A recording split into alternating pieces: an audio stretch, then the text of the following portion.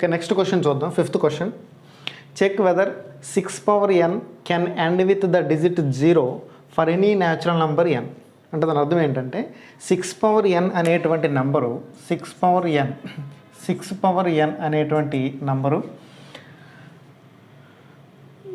ఈ n value 1 కానీ 2 కానీ 3 కానీ అట్లా తీసుకుంటే, న్యాచురల్ నెంబర్ n అన్నారు కాబట్టి అలా తీసుకుంటే లాస్ట్ డిజిట్ అంటే యూనిట్స్ డిజిట్ 0 వస్తుందా అని అడుగుతున్నారు. ఇప్పుడు ఫర్ ఎగ్జాంపుల్ మనం 6 పవర్ 1 తీసుకున్నాం అనుకోండి. 6 పవర్ 1 తీసుకుంటే ఎంత అవుతుందంటే 6 అవుతుంది. అంటే n = 1 ఇక్కడ.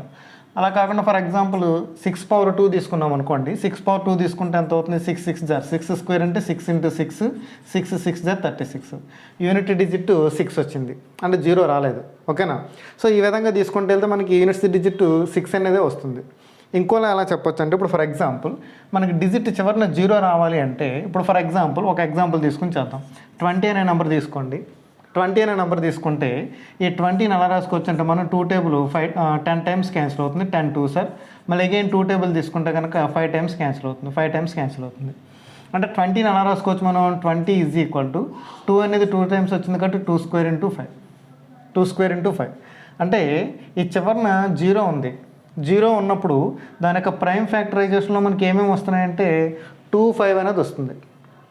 కాబట్టి ఒక నెంబర్కి ప్రైమ్ నెంబర్స్గా తీసినప్పుడు, నా ప్రైమ్ ఫ్యాక్టరైజేషన్గా రాసినప్పుడు దాని యొక్క ప్రైమ్ ఫ్యాక్టర్స్ 2 5 రెండు ఉన్నట్టయితే అప్పుడు దానికి చివరిన 0 వస్తుంది.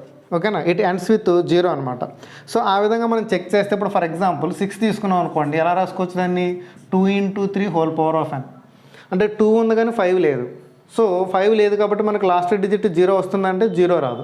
0 రానప్పుడు నువ్వు n = 1 తీసుకున్నా, 2 తీసుకున్నా, 3 తీసుకున్నా, ఏం తీసుకున్నా సరే చివరిన మనకి 0 రాదు. కాబట్టి ఇప్పుడు మనం ఏం రాస్తామంటే దీంట్లో 6 power n does not end with 0 wear the prime factors of 6 does not contain both 2 and 5.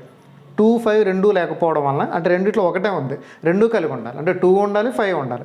అప్పుడు మాత్రమే దానికి యూనిట్స్ డిజిట్ అనేటువంటిది 0 వస్తుంది. సో ఇక్కడ యూనిట్స్ డిజిట్ 0 వస్తుందంటే రాదు అని చెప్పేసి మనం రాసేయచ్చు. ఓకేనా? Thank you.